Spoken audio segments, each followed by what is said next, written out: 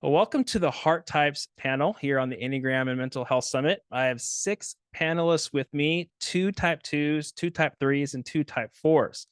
And the goal of this panel is to supplement the 25 main sessions here on the summit with real life stories.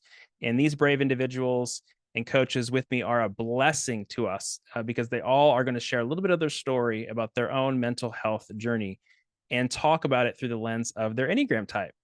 And so I have here with me, here are the six panelists. I'll start with the type twos. We have Eden. She is a licensed therapist, mom, and psychology teacher out of Charlotte, North Carolina. She is an expert in attachment and works with couples and individuals as a relationship coach across the country. Eden also specializes in treating eating disorders in teens and adults. Currently, she is she has a thunderstorm in her city, and she just we lost her for a minute, but we're hoping that we get her back. The next two is Stephanie Cross. She lives in Lexington, North Carolina with her husband. She has worked as a writer and editor for the last 10 years. When she's not working, you'll find her at the gym, traveling, exploring outdoors, and hanging out in coffee shops, and working on her newest interest, writing a young adult fantasy novel. Okay, we got the threes up.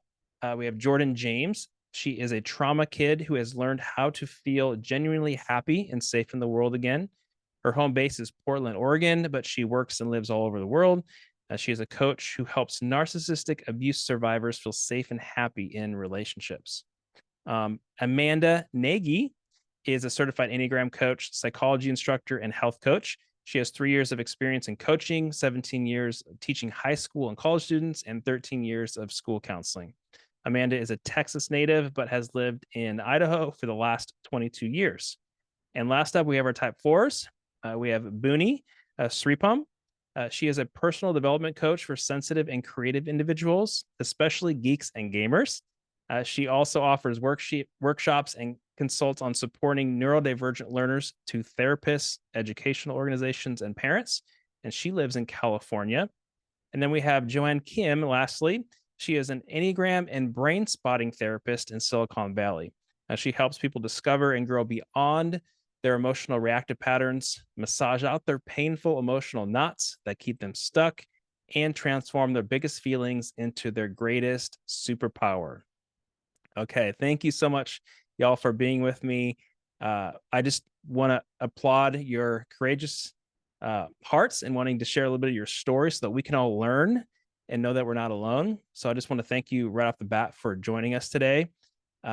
So without further ado, let's kick things off with Stephanie.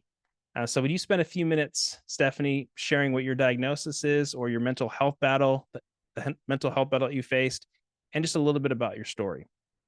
Sure. So, like I said, I'm Stephanie and I'm a two. I have struggled with mental health my entire life. First, starting with depression and anxiety because I was bullied, and then growing into grief over the last year. I lost my brother, who was like my happy place and happy person, and like biggest defender and protector growing up. So, that sent my two heart into a bit of a tailspin, a little bit of like maybe even an identity crisis there for a little while. Um, and it was so hard as a helper type to be the one who needed help all of this. And I had no idea how to ask for that. No idea how to ask for what I needed. And it was also a huge struggle to have patience with people who didn't show up the way that I would have. um, and to see that, like, man, I didn't always do things the best way of other friends who were grieving. And so it's been a huge learning process, a learning curve. And obviously, like, the diagnoses of depression, anxiety, and PTSD like really play into that as well. So that's kind of where I am on my journey. It might be a little bit hard to talk about, but I'm going to try to do my best with that. It's still somewhat fresh. We'll hit the year anniversary August 25th. So still pretty new and learning to navigate all of that. But yeah, so I would say as a two, feeling very helpless was probably the most difficult thing for sure. Thanks, Steph. Um, what have you been doing to just cope, make it through? Like, what kind of support? have you had? Can you just talk a little bit more about that? Yes. So one thing I will say is like we didn't have a huge like church community. We're involved in our church usually, but we were in a transitional period. And we're both kind of starting over in different areas of our lives. So my husband and I, the biggest thing for us was having a huge family base of support here. We had one person, one precious person that showed up every week for a month with food, and others that would come by and say, "Hey, have you been out to see the sunshine today?" Like, that's probably a good idea.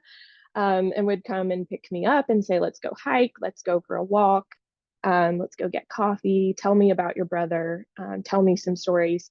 So I think that's been really one of the most helpful things is as a writer, like I believe in the healing power of stories and of telling your story. So having people come in and ask, like, "Hey, what are some of your favorite stories about your brother?" Like whether they know him or not, that's been super helpful. It's been a really great way for me to cope. I also write letters to him. So when I see something that reminds me of him, or if I have a really hard day, or even if our family experiences something new that I know he would have just loved, I will write it down like I'm talking to him. And that's been really helpful as far as coping. I also, unfortunately, have a couple of friends who lost siblings this year. And so we have our own sort of weird sibling grief club. And it's like the worst membership ever. But I'm really thankful for them, thankful for their openness and empathy. There are also a lot of great grief communities on Instagram and Facebook that I have been a part of that have been really helpful in that journey. Thanks, Steph, for just being vulnerable about just going through loss. I know that's really hard. Sure. And I know it for twos, for twos, nines, and sevens, being a part of the positive outlook group, there's a propensity to try to stay positive through Mhm. grief, through loss, going through conflict, try to look on the sunny side. How have you felt that as a two? And then how have you reconciled that with like healthy grieving? Yeah. So I don't know. I think everything just kind of got obliterated. Like when I got that phone call, it was like, I don't even know who I am right now. I don't know how to feel. So I don't know that I even really responded like in the typical way that a two would. Um, I guess I did at first, and my husband had to pull me aside and very gently say, like, "Hey, I just need you to know their grief is not your grief. You don't have to feel for everybody else. Like, yeah, everybody feels grief differently. Your parents are going to feel it, and you're going to feel that too because you don't like to see them hurt, but you have got to take space to feel it for yourself." But I think for the most part, I was very numb and very yeah, I kind of reacted in the opposite way, I think, and really shut down a little bit more, and um, then kind of reacted in extremes like later on. But initially, right after, it was more of a like silent, introspective kind of thing. Yeah. And I know for most twos are very active in helping others, Mhm. and they're always being drawn towards others. And I know you as a friend, you've been one of my editors. I've been really appreciative of you, and you've communicated to me that you've sort of scaled back your work. Mhm. And so I just find that very healthy. So tell us a little bit about how you set boundaries to create more space to grieve and go through this season, and not overdo it and not try to just work more. Can you talk a little bit about that? Yeah, sure, sure. So yeah, yeah, I could have had like the desire to dive more into work. And I think there is a little bit of that temptation because you don't, when the feelings are so overwhelming, you just don't want to deal with them at all. Um, and I only took 2 weeks off right after my brother died. And I honestly think I should have taken a little bit more. Um, but thankfully, again, because I have a wonderful husband, he was like, hey, I've got us covered. You take the space that you need. If you only want to work 5 hours a week, fine, we will figure it out.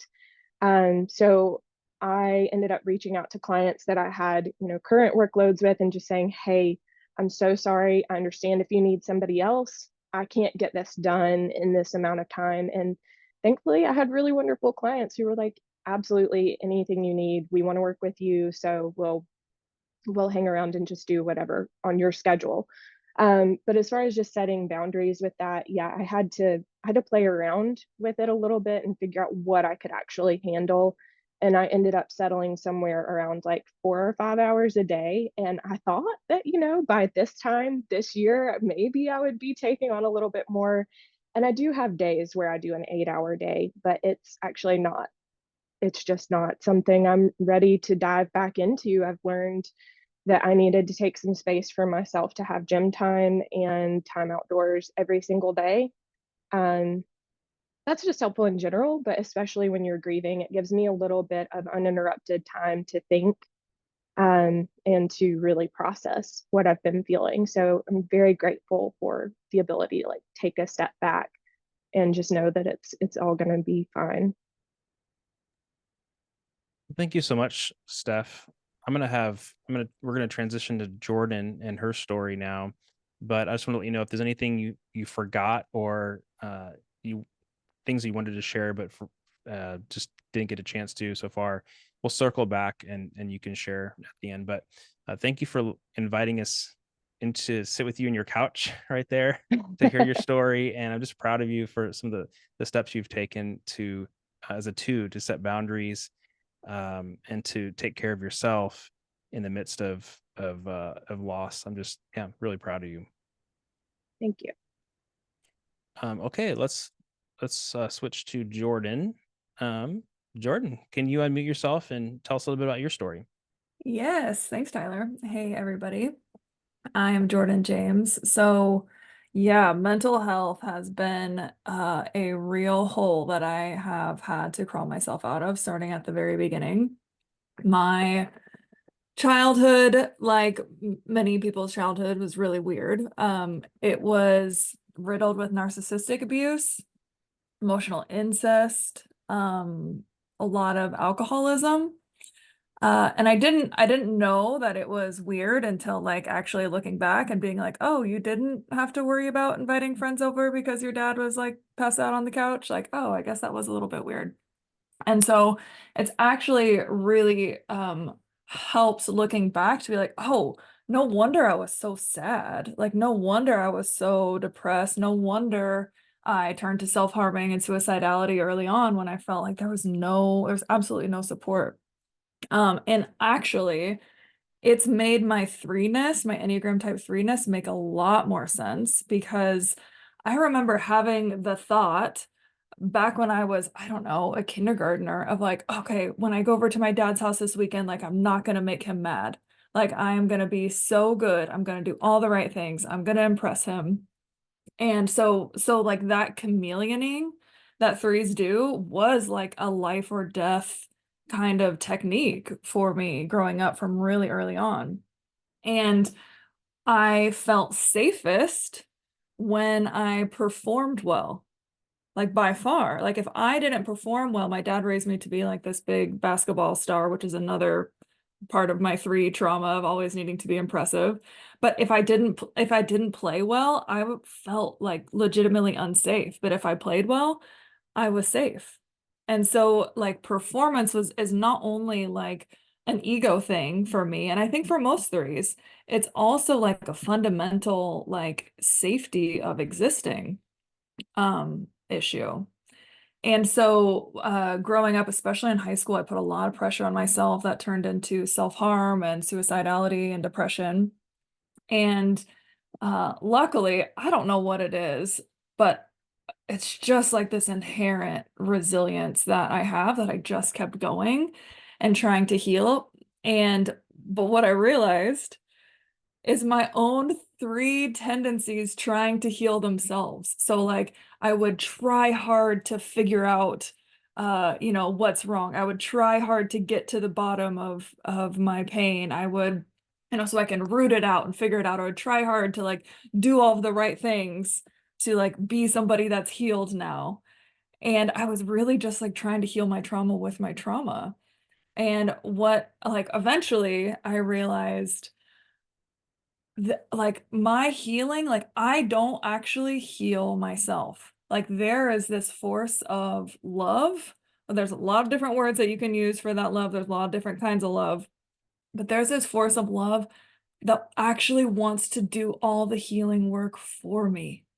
I just have to let it. I just have to like feel my feelings and let love meet me in those feelings. And like understanding why I'm feeling my feelings is not a substitute for actually feeling them, which was really, really hard for my threeness, and it still is, to not just like try to do literally anything else other than feel my feelings. And the other thing that I noticed as being a three and trying to heal my trauma was that threes have this tendency, I for sure do, have this tendency of like trying to heal everything in a vacuum. Like, I'm going to go behind the curtain and I'm going to like work really hard and improve myself really hard. And then I'm going to like go out and live my life. And then I'll go out and show up. And like, I had this fantasy that I can heal I could do all the vulnerable work in private. And then I could come out and like impress everybody. You know, I'll come out when I'm more impressive. And much to my dismay, I think it's a flaw in the universe, but healing actually happens when I just interface with life exactly as I am. And like I let people see me before I feel ready to be seen. And when I let love see me exactly as I am right now and all my mess. And eventually, like when I started doing that, when I started just going out there and failing, I learned that even in the deepest, like most barfy pits of failure, that love is still there. Love is still there. And so like failure doesn't actually equal this unsafe, complete abandonment of love. But I couldn't have understood that if I just kept trying to heal without actually living my life. So I got really good at healing, and I got really good at helping other people do the same thing, because it's just like just a different orientation, and then love does it all for you. And so that's what I've been doing for the past 5 years now, is helping other people let more love in and let love do the open heart surgery for them. Beautiful, Jordin. I didn't want to cut you off, but I really resonated with that as a fellow three. I wrote down, I don't heal myself. That is huge. And the threes listening, we need to hear that over and over again. We can't heal ourselves. That's been a constant theme throughout the summit as I continue to interview people, is I don't have a lot of threes that show up in my office. For whatever reason, threes do think that we can heal ourselves and that we don't need somebody else. But we have to like show up. And I love you said, like, meet with love, like have an encounter with love that's beyond ourselves. That doesn't come from within ourselves. Right. And I also wrote down, I'll come out of the hole when I'm like more impressive. And like coming from like ministry world, there's a lot of unhealthy like Superman cape stories. Like people would share their story, but it would sound like, it was very like three, like, you know, I was in the trenches of drug addiction, and then I, you know, made this change, and now I'm back on my feet, and I'm a spiritual leader, and I'm doing all these things. And it's like, well, okay, take the cape off. And just like, let's have some let's just share some stories on stage where we're still in the thick of it, where we haven't cleaned ourselves up, we haven't seen the results yet, we're just in it. That's really, really hard for us. Yes. Yeah, I realized that healing actually happens when our vulnerability and love meet. And like in order for that to actually happen, that means I have to be vulnerable. It means I have to like let people know that I'm also human and messy. And that's really hard as a three. That's like shaking in my boots kind of hard. Yeah, well, that's why this is so powerful to hear your story as a 3, because you're giving like an unvarnished, no Instagram filter kind of version of your story, and I just really appreciate that. I'm sure a lot of 3s are really are just benefiting from, like me, from hearing your story. So thank you so much, Thanks, Jordin. Tyler. And if you forgot anything, you can circle back and share here at the end too. Sounds good. Okay, let's transition now to Boonie.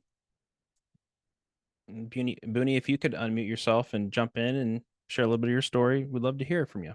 Oh gosh, I'm just so immersed in other people's vulnerabilities. Let me regroup a little bit. I appreciate that. I love that you're not just thinking in your head, okay, what am I going to say next? What am I going to say next? But you're immersed with our stories. I love that. So let me, fun fact to share with other 4s who are considered the special snowflakes. I did dye my hair the day before for this to stand out a little bit. Gotta be special. Gotta be unique. So I noticed it. It's great. thank I think you it's for cool. noticing me, Senpai. So let's see. I guess the conditions or diagnoses I will talk about are codependent traits, working through personal depression as a 4, and autism.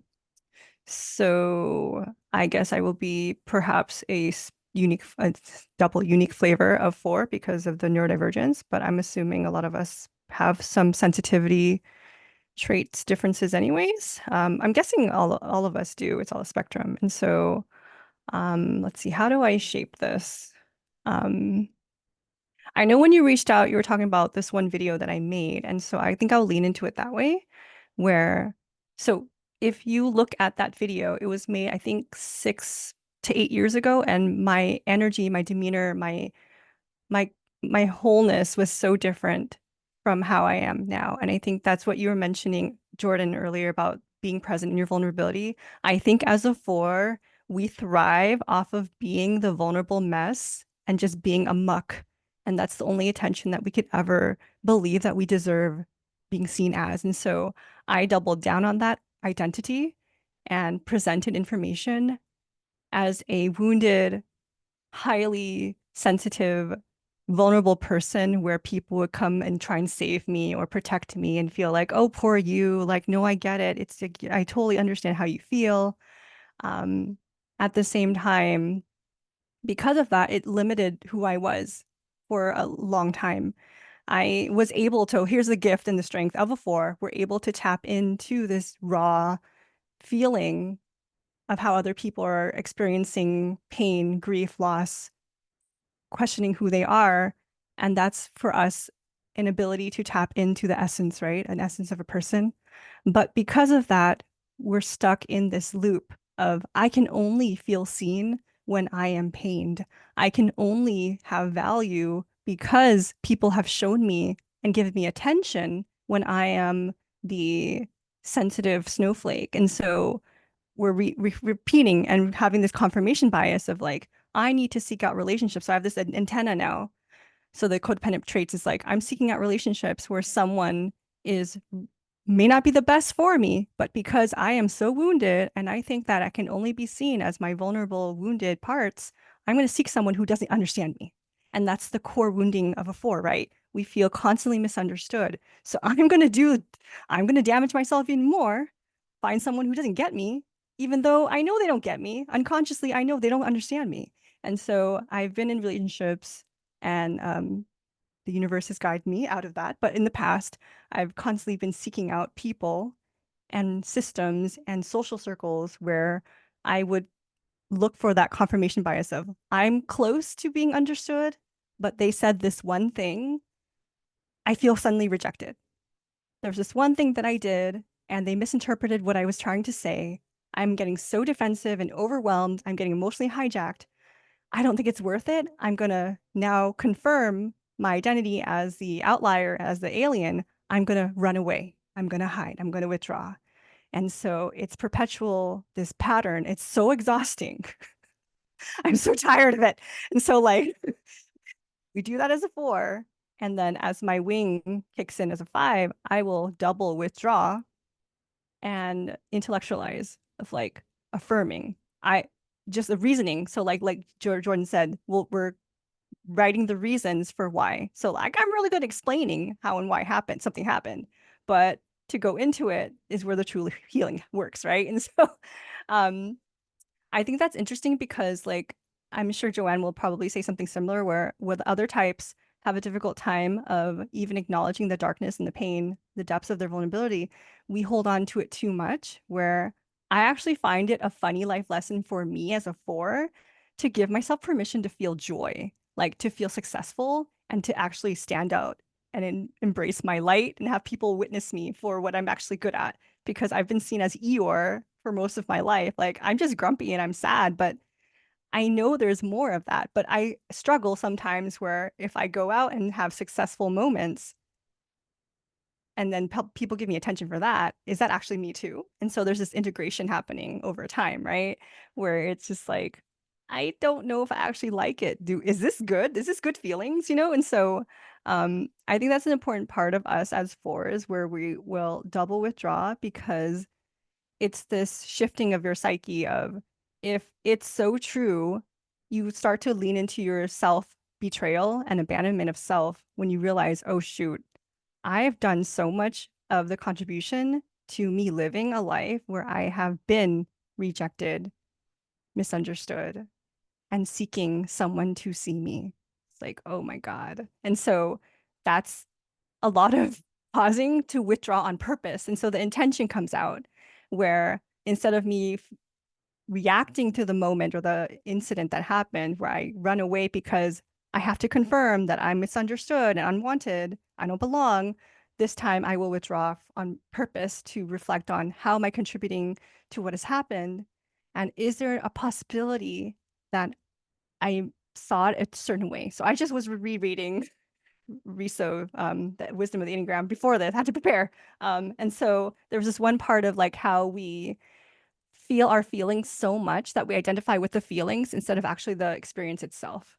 So I thought that was a good point. So 4s can really reflect on this, where if something emotional does happen, it's this, do the emotions exist forever? And realistically, maybe for a long time for us, yes.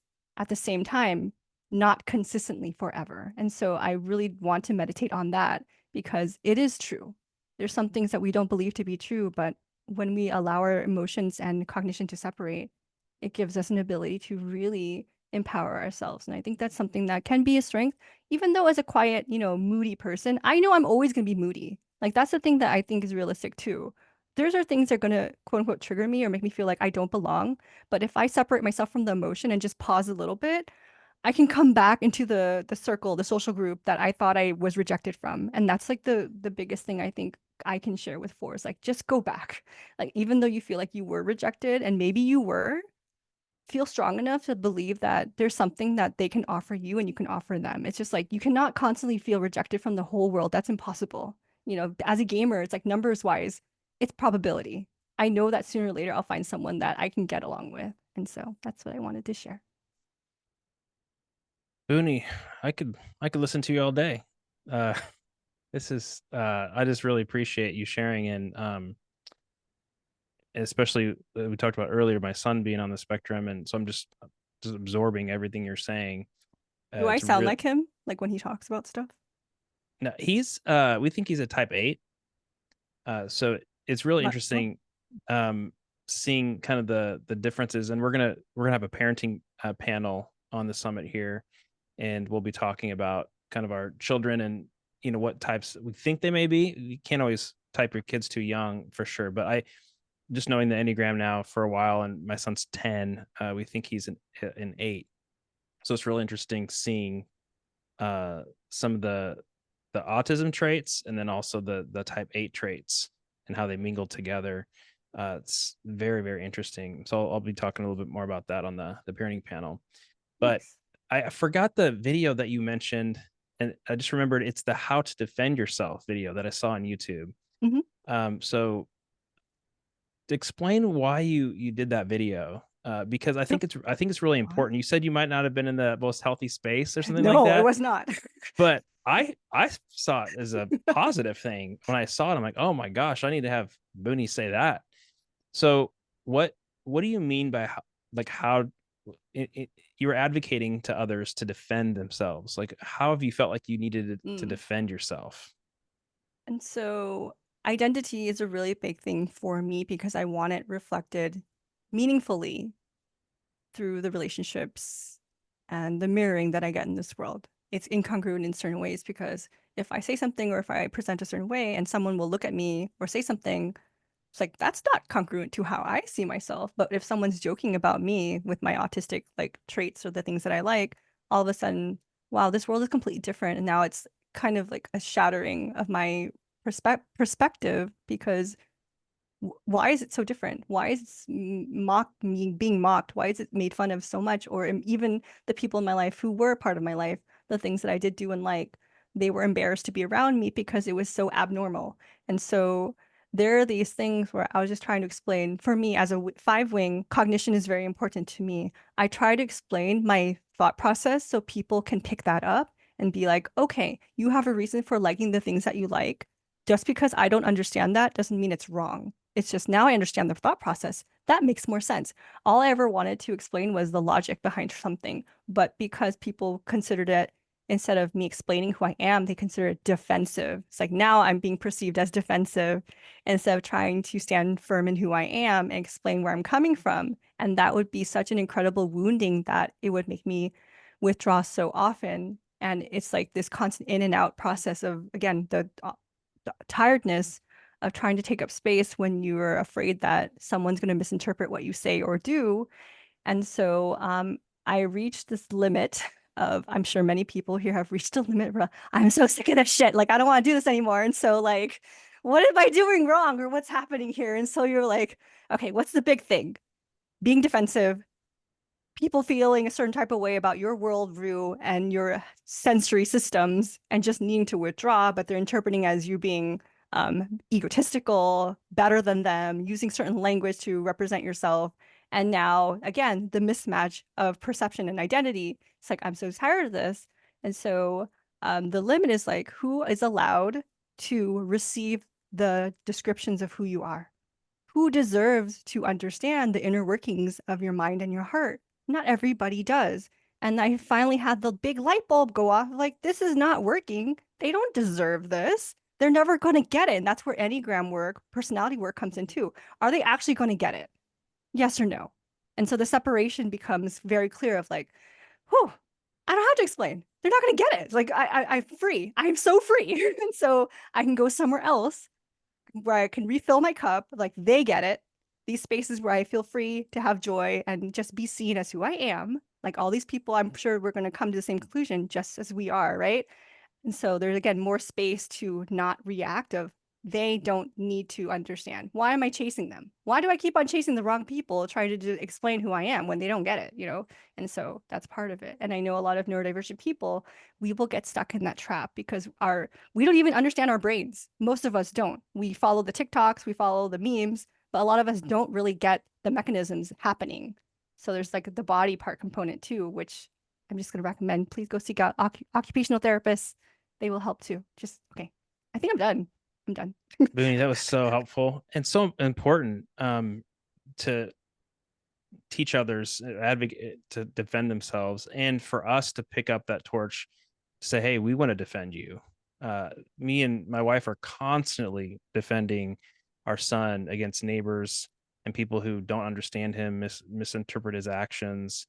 And because you shouldn't have to do that for yourself. We talk a lot about this when it comes to people of color and majority white spaces. It's like they get super tired of having to constantly defend themselves, advocate for the issues when we can step up and we can defend and we can advocate and we can be an ally. I think the same thing is true with like autism as well, especially I've noticed like in movies, TV shows, there's certain traits that show up when there's like a character who has autism, and if you don't have those kind of common traits, and people might not pick up on it, and they'll just misinterpret all your actions. You know, like Zeke is an 8, is very loud. He's full of life, and he's just all over the place. You know when he comes in the room as an 8. but then he still has those social interaction thing cues that he misses all the time. And so he doesn't pick, he thinks that people are constantly betraying him, they're constantly looking at him funny, and then that just agitates him, and then it causes an unhealthy social interaction, and then other people withdraw from him. He's constantly losing friends. So we're constantly trying to help people understand him, advocate for him, defend him. And so we just need to all do a better job of doing that for our friends and family members. So thanks, Boonie. I really loved hearing from you. Okay, moving on. I think, Amanda, we need to go to you as a 3. Go back to 3 here. I missed you there on the list. So can you unmute yourself and share a little bit of your story? Sure. Trying to think of like the way to sum up my experience, because I feel like most of my teenage and adulthood life has been struggling with mental health issues. My childhood, I was pretty easy go, performer, entertainer, loved everybody. And it wasn't until my adolescent years when like a bomb went off. And I definitely think in hindsight that my issues with depression, suicide ideation, anxiety, eating disorder, food addiction, body dysmorphia, and later diagnosed ADHD had a lot to do with being a one-on-one 3. So image, being beautiful, having the body type or the dress or any of those things that society valued was so what I was obsessed with, that in not being able to ever measure up, it just imploded on me. I couldn't get skinny enough. I couldn't be pretty enough. I couldn't wear the right clothes. I couldn't have that like walk into a room and everybody look at me kind of like fantasy that I wanted to get some kind of value, imploded at that time. And it just kind of kept going into my 20s and 30s. It wasn't until my later 30s and into my early 40s that I finally started getting some insights and ahas and making connections. And just like Jordin was mentioning, I was going to figure it out myself. It was like, I was talking to my dad, who's also a 3. And I was like, I think it was in my 20s where I was like, okay, I'm really tired of this and I'm going to figure it out and I'm going to fix myself. And I'm going to have that moment, just like Jordin talked about, that moment of being like, here I am, I'm healed, I'm confident, I have value, come admire me. And of course that never happened and it won't happen the way I imagine it anyways. So that comparing to other people, the competing, I had no interest in being valedictorian or president of a club or the best athlete, but I definitely wanted to be the attractive, magnetic, charismatic girl. And I moved around a lot. And so it was the standard, the expectation was always changing. So it depended on where I lived, what community we were a part of. And then when you're in a religious community and a secular community, then there's like, okay, how am I supposed to present myself in this one and then in this one? And then when you get into the work world as an adult, you have religious community and personal community and work community. And it just, I didn't realize that was what I was doing, was this constant, like trying to measure up to all these different environments I was in. I think my success in getting through a lot of that was my ADHD masking. I think it helped me keep pushing through instead of just imploding on myself. The shame was obviously present, and I didn't like it. And it was like, I'm going to figure this out. Where is this coming from? So constant exploration. And interestingly enough, when I got into teaching, and I was teaching life skills and then school counseling. And so I was counseling other high school students, kind of similar issues. I was seeing things in other people. And it was like that. I'm going to help fix you, and maybe I can fix myself in that process. But the ADHD thing was a total, like, did not see that coming. I was just recently diagnosed at 42. And that was definitely a huge gut punch. It was I don't know who I am. I really don't know who I am. And so it's a lot of grieving, a lot of anger. Interestingly enough, I found that most of the grief came from feeling like I missed out on years where I could have accomplished something.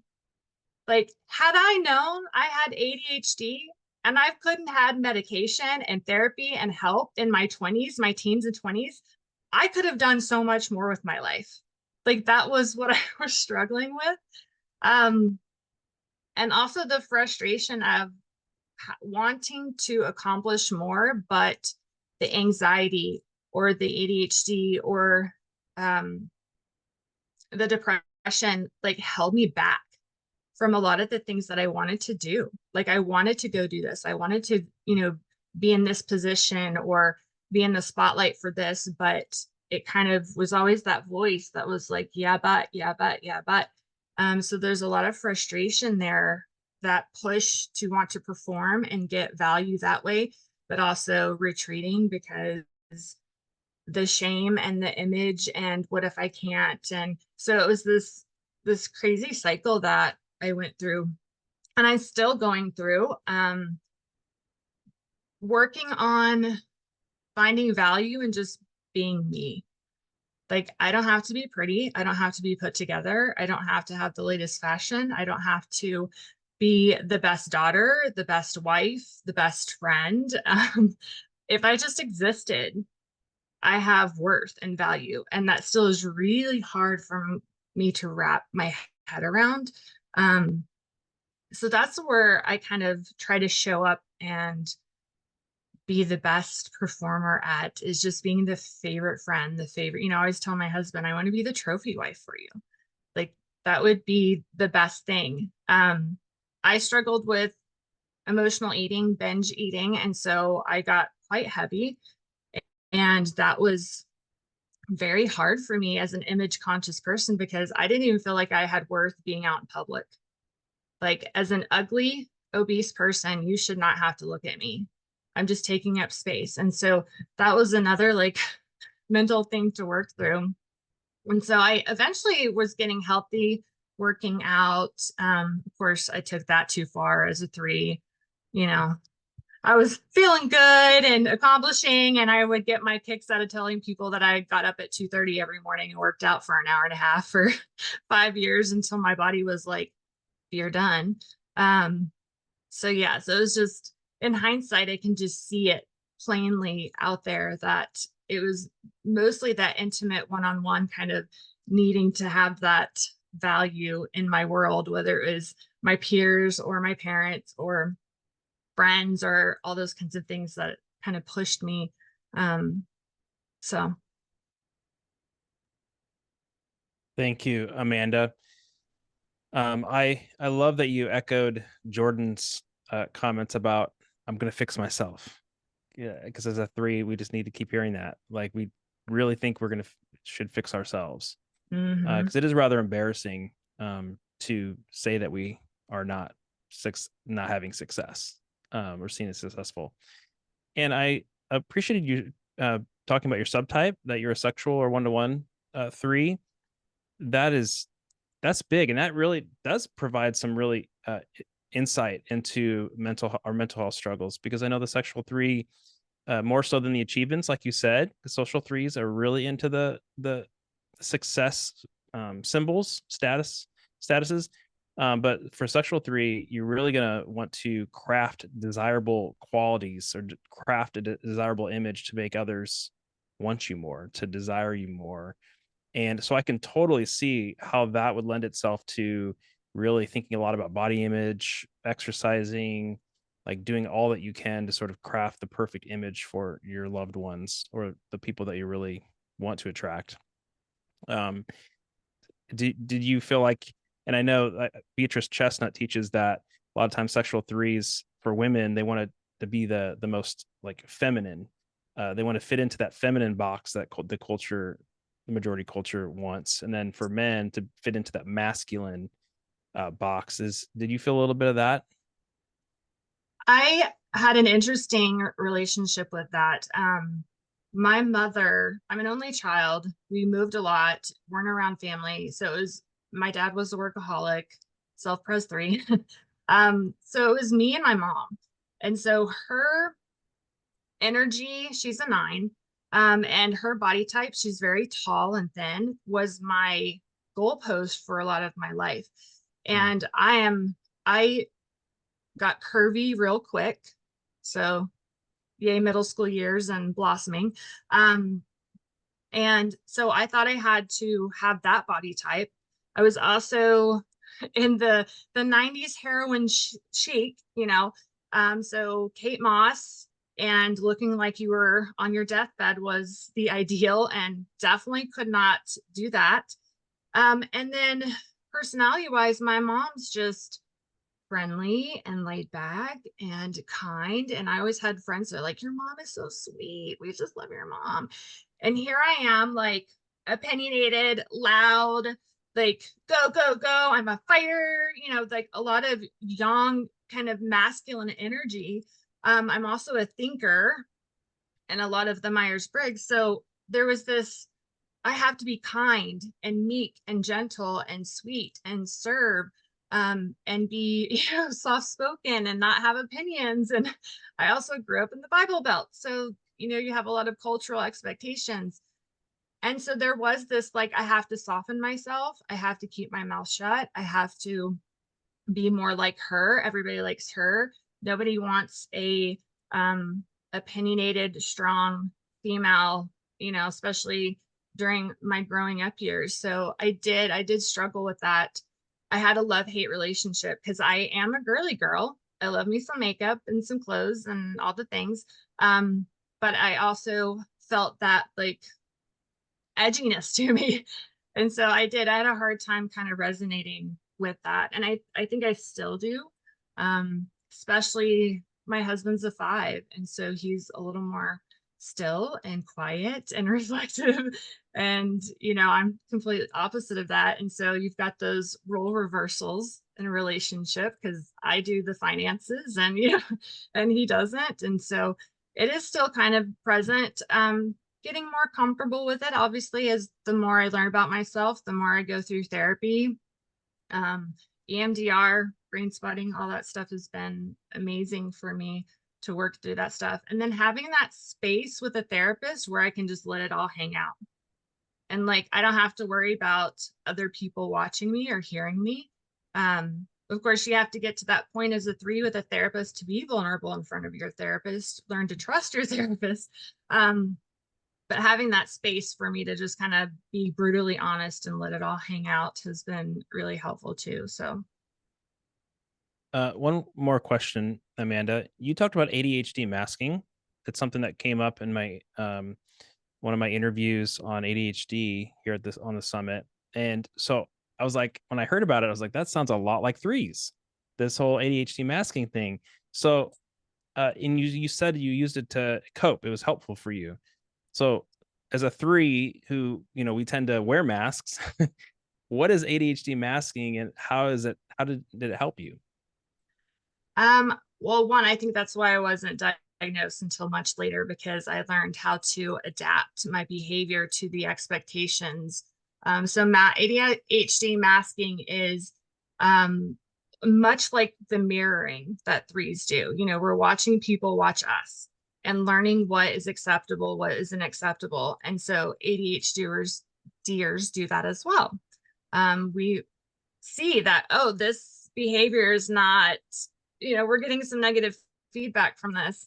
And so you learn to internalize, come up with accommodations, ways to not get that negative feedback. For example, obviously the societal expectation is to show up on time for things, right? And a lot of ADHD people have time management, time blindness issues, and can tend to be late for things.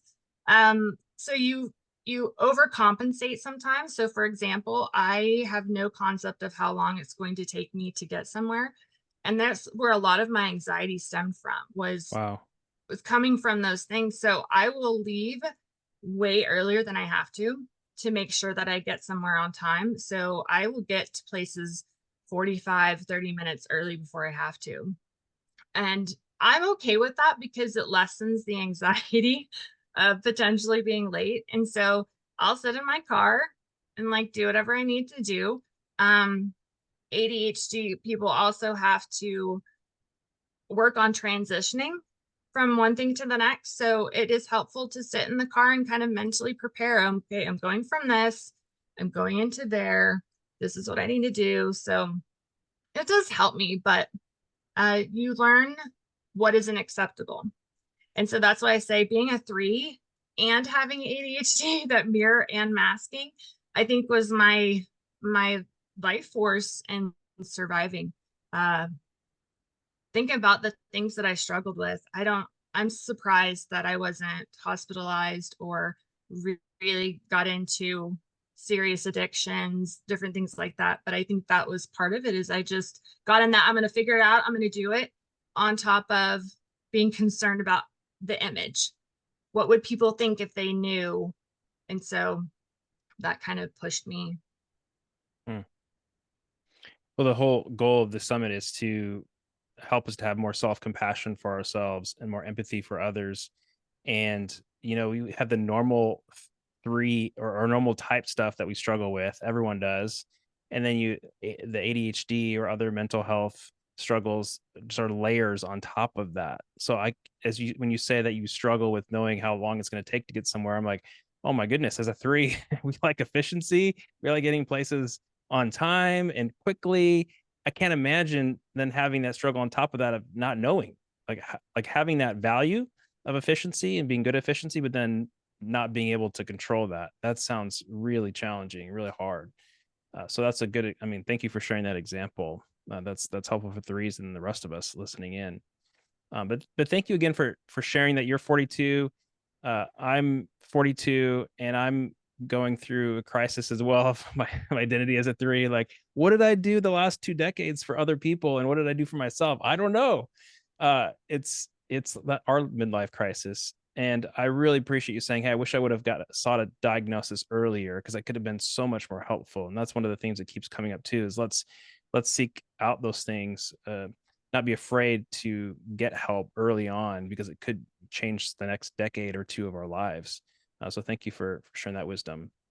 Yeah, I say advocate for yourself, advocate for other people. Now that's kind of my big passion, is educating how ADHD shows up for women, especially because we're the population where it's not diagnosed or it's misdiagnosed. So now that's like, I'm on fire for that, because I have a couple of friends that are like, yeah, I think I might have that. I'm like, well, what have you done about it? Well, my doctor says that I don't have it. I'm like,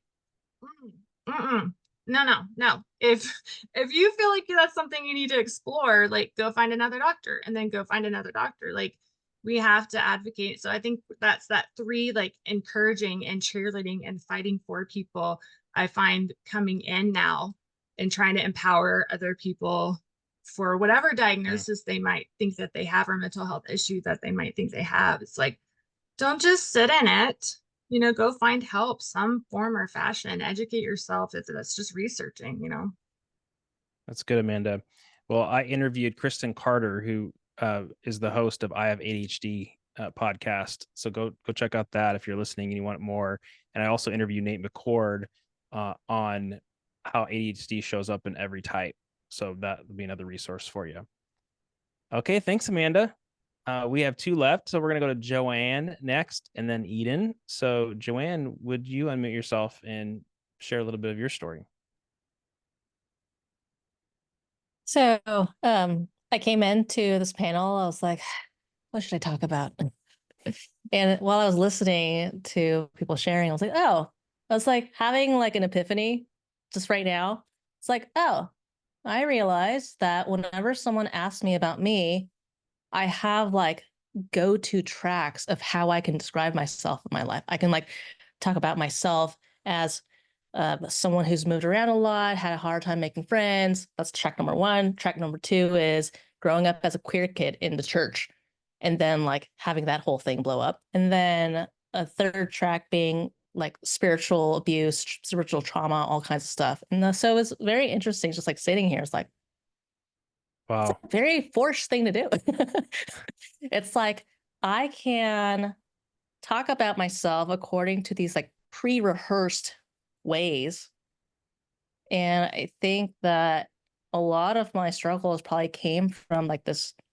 I think it's a pretty common four thing: determining the conclusion up front and then working backwards. Like the conclusion is, obviously, there must be something wrong with me and that I'm fatally flawed and that nothing can ever like help me. And I probably have gone through my whole life and have interpreted different experiences I've had as evidence that there must be something wrong with me. So it's kind of like a circular argument. And, you know, even in the ways that I show up in life nowadays might be according to that rehearsal. And I just thought that was pretty weird. I was like, oh, I haven't actually talked about this track in a while. So Well, that's extremely today, valuable just to let us in your head already. Just the that's thank you for allowing us to see that. That's well, I'm very intrigued. I want you to talk about all of that for a couple hours. I could, don't tempt me. But I think the main thing that I've learned recently is that I am important, but I'm not central. That I come with the experience of being a self-preservation 4. So I'm a 4 that doesn't look like a 4. Everyone else on the outside might interpret me or assume that I am basically every other type. It really depends on my mood. And the people who are the closest to me would be able to tell that I'm a 4. And that's like if I even reveal all the crap that's like going on behind the scenes. And so there's a lot of masking. Jury's still out whether or not I actually have ADHD. Definitely have had anxiety and depression, PTSD, the full range. But nowadays, there are two things that are happening for me in present day. One is it might be a possibility that I've identified with being someone who has anxiety, depression, PTSD, than actually having anxiety, depression, PTSD. Like, I'm not going to discount that there were several moments in my life where, yeah, anxiety is like just running the show, or that I've been kind of like stuck in the mud. But I think if that's like, that might be maybe like 40, 50% of what was going on for me. And I think the remaining 50% was what my 4 was doing. It's like, haha, I've demonstrated that there is something wrong with me. And I'm just going to like squeeze every single juice that I can out of this identity. What helped me was when I discovered the Enneagram. I thought I was a social 4 for the longest time because I like resonated with all the 4 stuff. And it wasn't until my Enneagram coach sat down with me for about a year and she was like, I think you should revisit. Because what I actually ended up doing was to disconnect with my own suffering and outsource it. So I thought that I was struggling a lot, but from outside observation, no one can tell that I was struggling. I grew up with major RBF, so everyone could kind of tell that there was something going on, but I would never show it. All the meanwhile, behind the scenes, I know how I'm feeling. So it was like super broody and dark and stormy and all that kind of stuff. But what actually ended up happening was that I was very functional. So my parents had no idea that I was struggling in my childhood because I happened to be very good at school.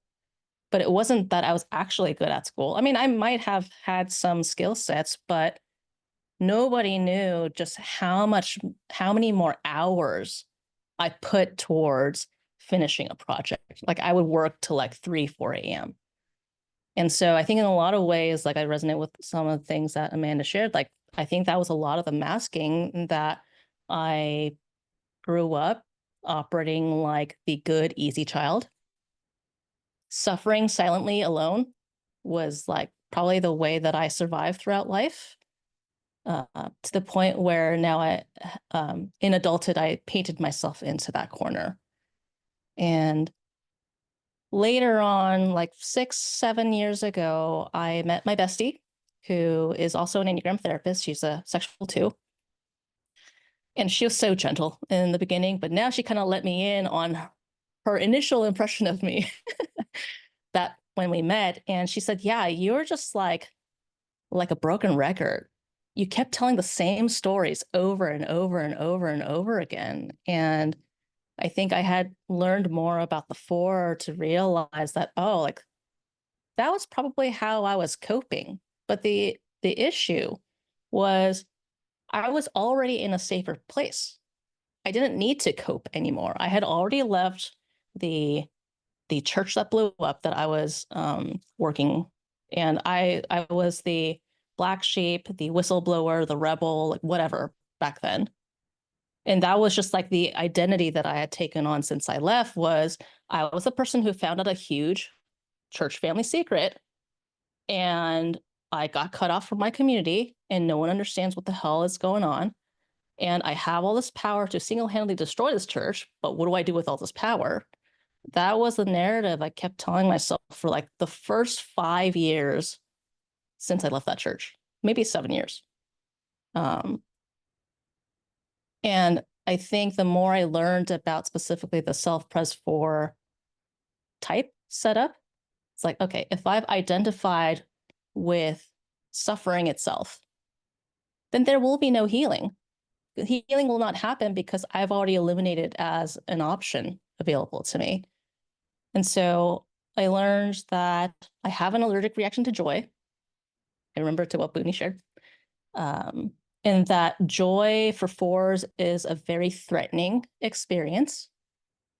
It doesn't make any sense, I think, to other types.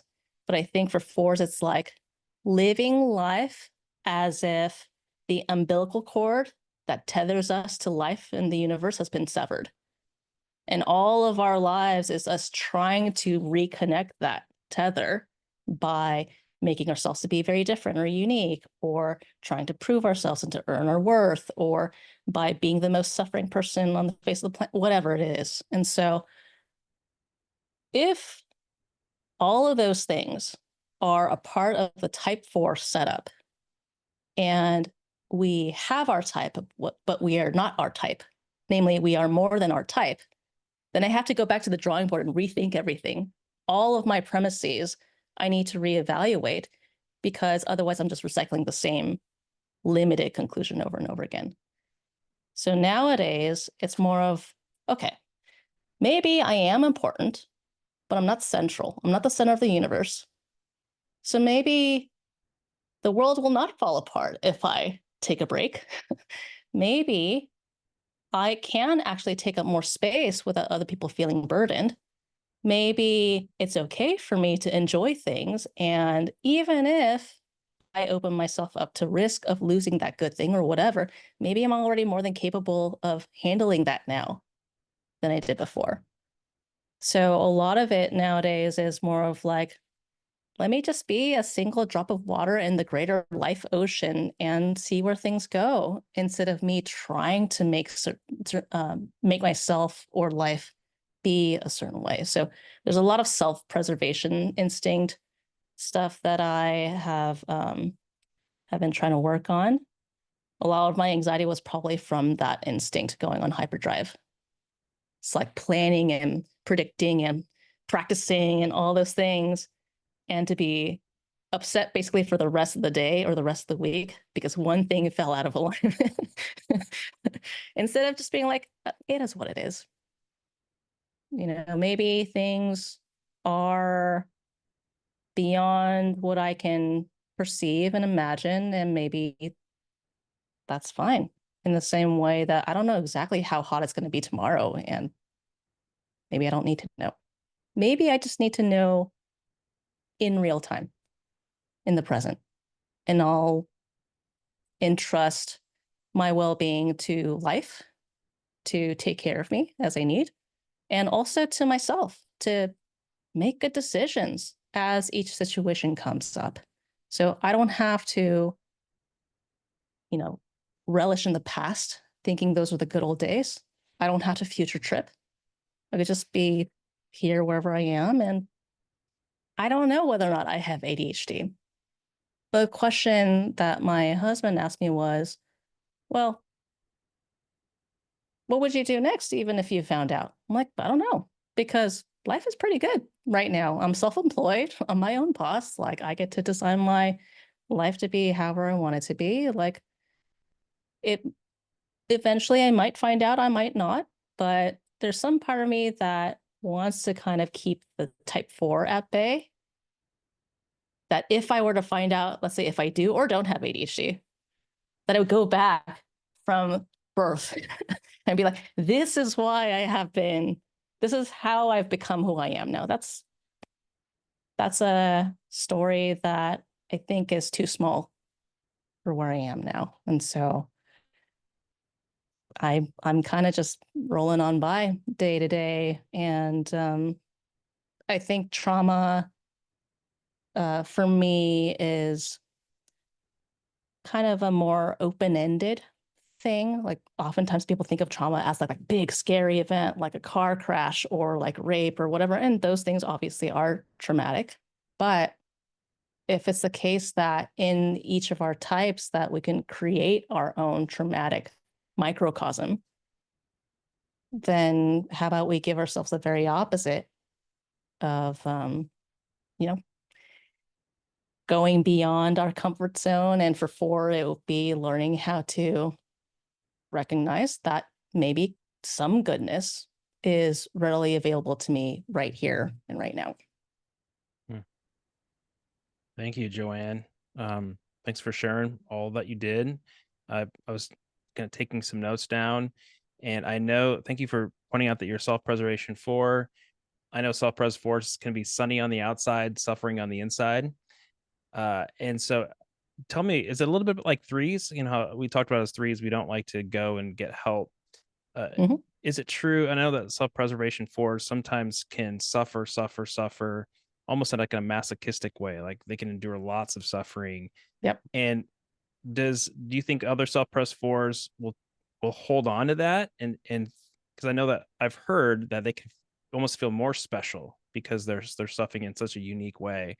Would that keep self-pres 4s from getting help by kind of holding on to that? Or for you, like, what were you tempted to kind of just continue to suffer in a masochistic way, or what propelled you to then move towards getting help and support? So there's dependency, there's codependency, there's counterdependency. Counterdependency is like having an allergic reaction to relying on other people. It's just that in the United States, especially, we have a whole holiday to celebrate independence. And so, like, a lot of that, I think that was one of the reasons why it was so hard for me to break outside of that. And still is. Like, I don't know what's masochistic if I'm just used to that. That's my baseline. Like, it wasn't until other people were like, you did what? Like, you did how much work in getting that outside frame of reference that I reprocessed, like, oh, what I reflexively do is more than what is actually required. What happens if I don't do? What if I don't put in that much effort? And then the anxiety that comes up usually is a sign for me now that it's my self-pres 4 over-functioning. A lot of it, I think that kind of goes hand in hand with masking. I think self-pres 4 is like, no one can tell how we're doing. And sometimes we ourselves can't tell because we are our own frame of reference. That's the self-referencing bit of type 4. And so asking for help felt terrible. I missed a step on the stairs several years back, and I technically broke my foot. And I was with my friend, and I happened to catch her shoulder. So she kind of broke most of my fall, but I still ended up injured. And I was laying on the floor. And the first thing that came to mind was I asked her, is this the day where I'm supposed to cancel my clients? She's just like, was completely in shock. She's like, what are you talking about? Like, of course this is. And I had to like get into a boot and everything. And it just sucked. Being injured. But the hardest part of that experience was knowing that I had to ask for people to give me rides. Like the physical pain was easy. Yeah. No, thank you for sharing more of that. That's really insightful for us to hear about what's going on within a 4, especially self-pres 4. And thanks for sharing about your church experiences. Even though they weren't, you were sharing some things that weren't positive. And I know that there's people who have used to be in spiritual communities that aren't, and then there's people that a lot of people are watching that are in spiritual communities, are going to Christian churches or other kind of churches. And I just want to point out that, even if you have rose-colored glasses and think that your spiritual leader or your spiritual community is like so great, that not all churches get mental health. And that's why we're dedicating a whole session to that. When I was starting out as a spiritual leader, I was a horrible, I keep saying this, I was not a good, I did not get mental health. And as a 3 that was still needed to grow up, I had a lot of work to do in understanding mental health.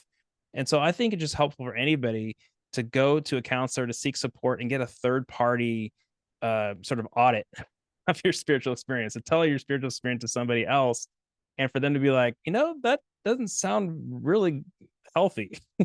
let me walk you through this, because sometimes we get googly eyes and we just think our churches has the right teaching or has the best leaders, or even in those situations there might be some things that are not going well.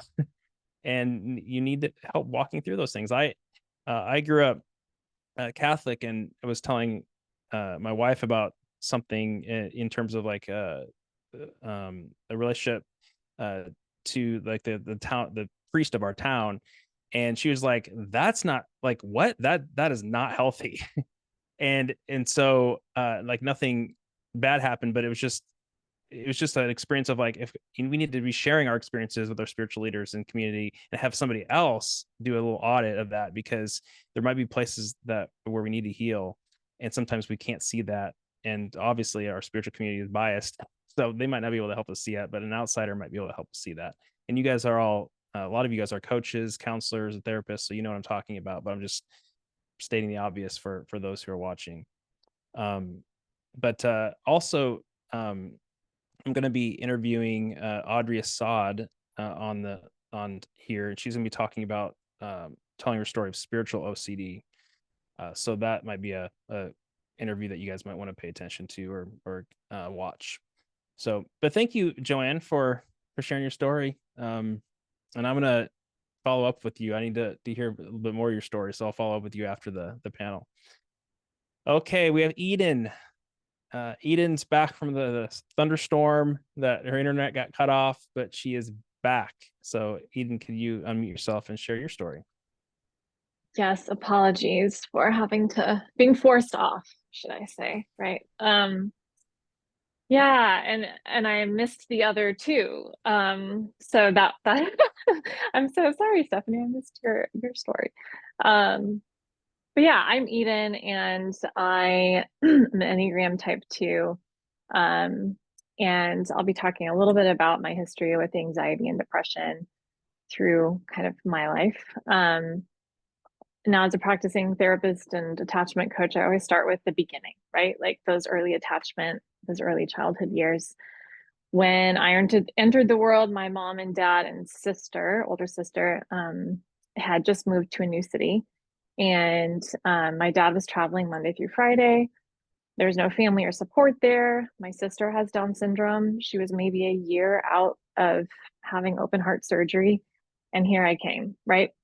So needless to say, I had entered into a family system that really had some pretty intense needs and very little room for a new set of needs, right?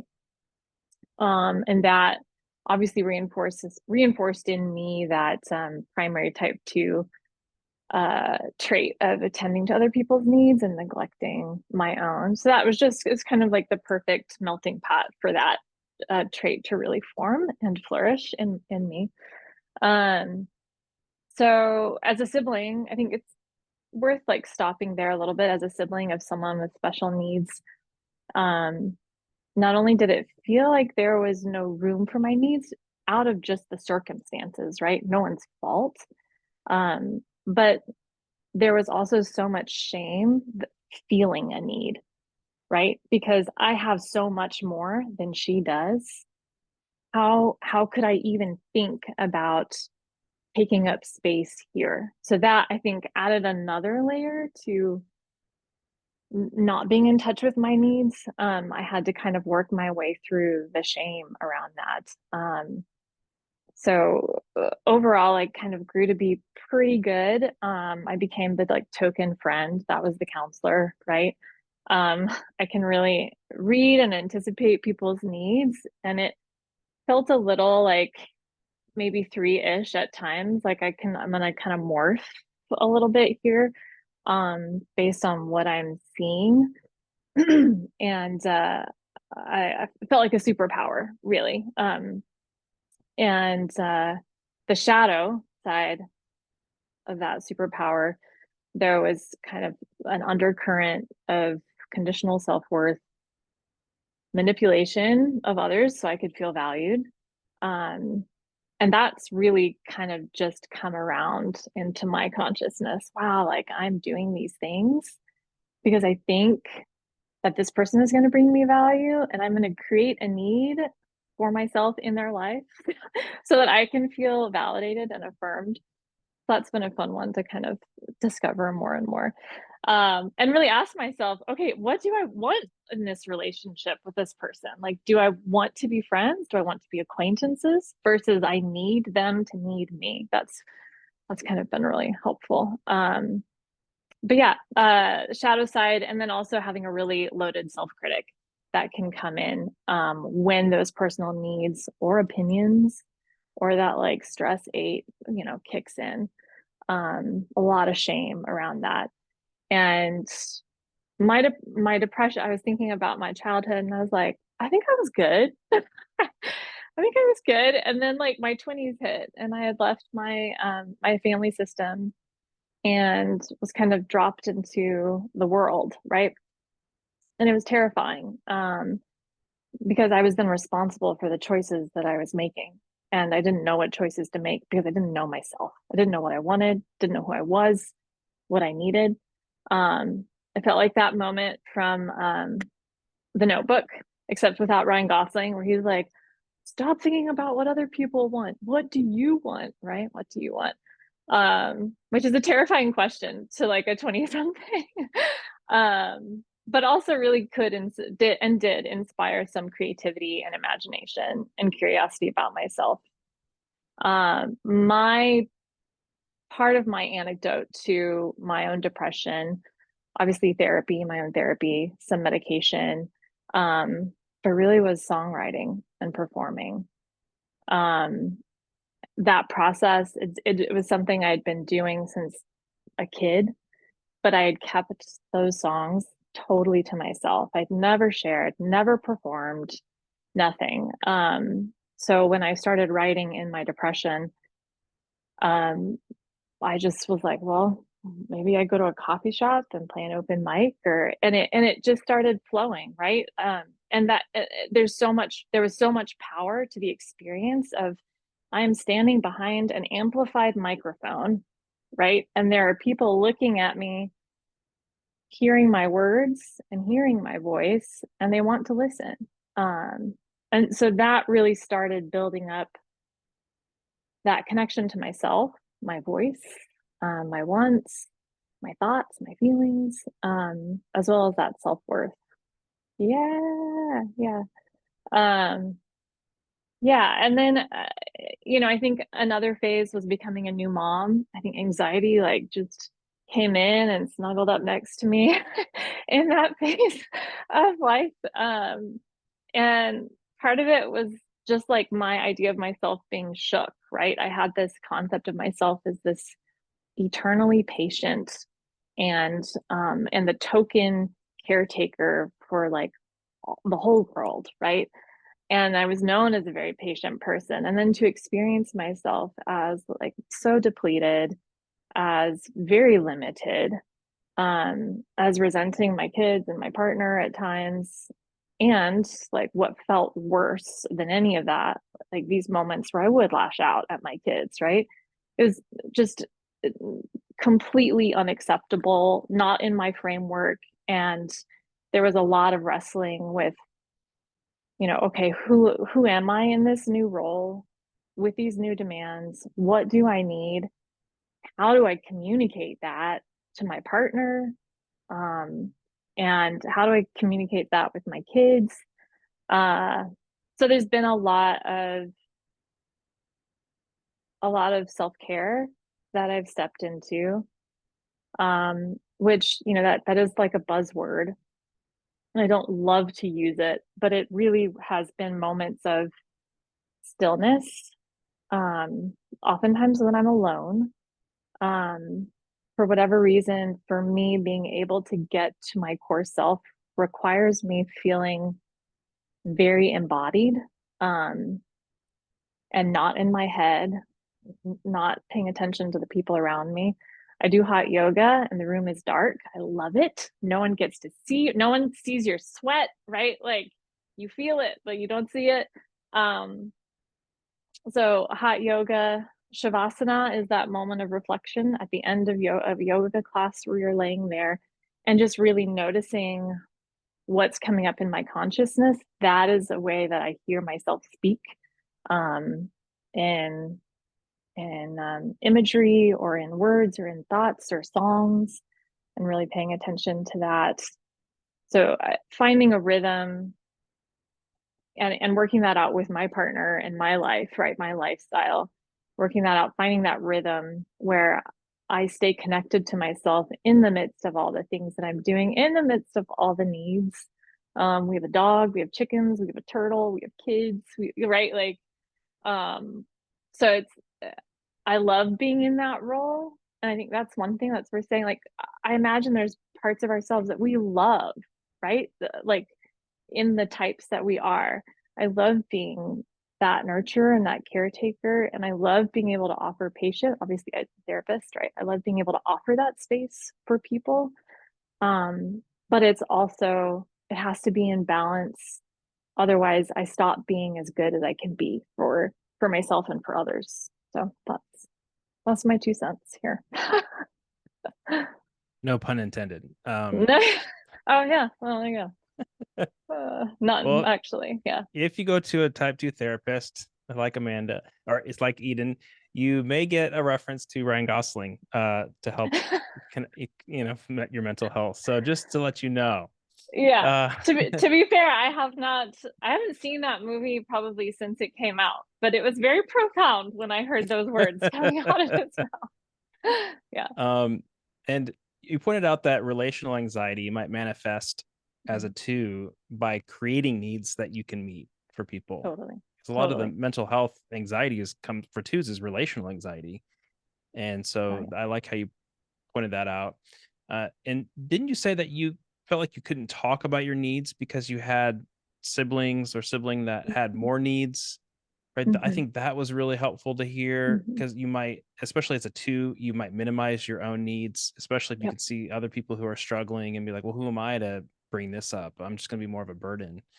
And that's kind of a thing that a lot of you guys shared in the panel, is kind of the tendency to minimize your struggle as it's not being a big deal, when it actually is, and you're deserving of support and help, and for loving people to come around you. And then I like that you pointed out that songwriting has been a really helpful therapy tool. I hear that over and over for 2s. Like I know a 2 who does photography, and those creative outlets where you're just going out and doing something for yourself that's fun and enjoyable is self-care. Totally. And I always tell 2s, especially in churches where you're it's continually preached to be selfless, be selfless, be selfless. Well, twos are already selfless. They need to be more selfish in the best sense of the word. Yeah, So to do something that feels selfish is actually self-care. Yes, and I didn't mention that as well, but I could have gone on a whole church path, right? But I think that was one of my major early on. I grew up in the church. That was one of my major struggles with the church, because that was not a message that I needed reinforced for myself. I needed to be valued for myself, and I needed my strengths and my gifts and my talents to be mine. Yeah.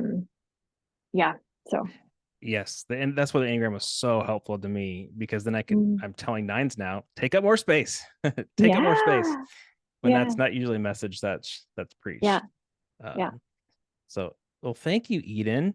I'm going to start with you and then work back to the others on the panel. In closing, tell us where we can find you online, and point us to any resources that you want us to know about, any work that you're doing. I'll ask that question of everybody. And then if there's a burning thought that you had that you didn't get to share, now's your time to get it in. So go ahead. Where can we find you online, Eden? Yeah, I have a group, private practice I co-own with my husband, who's also a therapist, Enneagram 9. It's called Inside Out Collaborative, and that's insideoutcollaborative.com. And then for coaching stuff, that's edenhyder.com. I have a podcast that focuses on attachment. There's just a season out there. It's just a little flip. But that's called Inside Out Podcast as well. And my Instagram is at Eden Hyder. I'm not on as much. That's part of self-care that's happened over the past couple of years, is I'm not as much on social media. I'm more in my body, which is positive. But yes, I'd love hearing from people. And yeah, there are lots of good resources on those pages too. That's great. Thank you so much for sharing that. Yeah. And I'll post the links that you shared with me. I'll post them below so that people can find you that way. Perfect. Let's go back to Stephanie. Stephanie, where can we find you? Hey, so I'm on Instagram.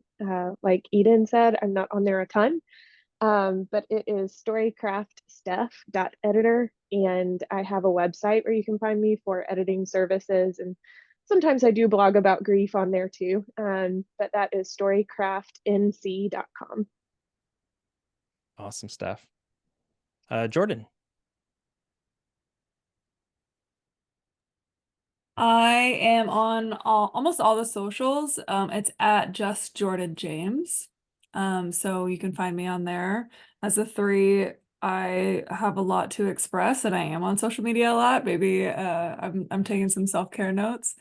So yeah, you can find me on social media. A lot of my narcissistic abuse stuff, if that's something that anybody listening is interested in, is in my writing, and I write a lot on medium.com. So I think that there's going to be a link for that as well. And then my favorite thing that I just created earlier this year is a 30-day email program called Worthy. And it is all about reclaiming your self-worth, your unconditional self-worth from the inside. But it's tailored around letting love do the work for you.